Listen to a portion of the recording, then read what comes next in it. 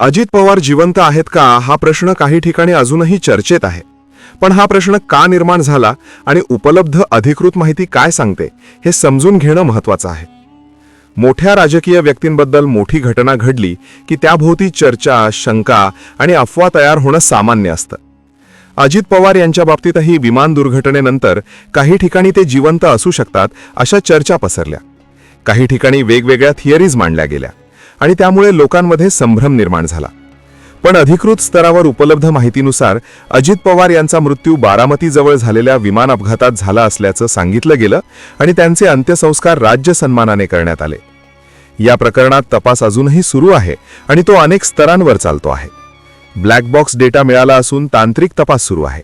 म्हणजे अपघाताच्या आधी विमानाची स्थिती काय होती, शेवटच्या क्षणी काय घडलं, पायलट कम्युनिकेशन काय होतं, हवामान परिस्थिती कशी होती याचा सखोल अभ्यास केला जात आहे.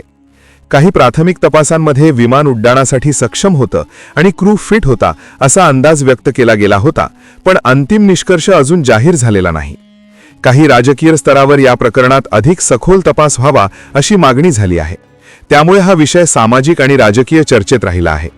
मोठ्या घटनांमध्ये तपास सुरू असताना अनेक अंदाज आणि अफवा पसरतात, कारण लोकांना पूर्ण सत्य जाणून घ्यायचं असतं. पण सध्या उपलब्ध अधिकृत माहिती एकच सांगते: विमान अपघात झाला, तपास सुरू आहे, अंतिम तांत्रिक रिपोर्ट अजून येणं बाकी असू शकतं, पण अजित पवार जिवंत आहेत याचा कोणताही अधिकृत किंवा प्रमाणित पुरावा समोर आलेला नाही. तपास चालू आहे म्हणजे निष्कर्ष बदलणारच असं नसतं, कारण विमान दुर्घटना तपास पूर्ण व्हायला अनेकदा वेळ लागतो. त्यामुळे सध्या उपलब्ध अधिकृत माहितीवर विश्वास ठेवणं महत्त्वाचं आहे आणि अंतिम तपास अहवाल आल्यानंतरच या प्रकरणाचं संपूर्ण तांत्रिक चित्र स्पष्ट होऊ शकतं.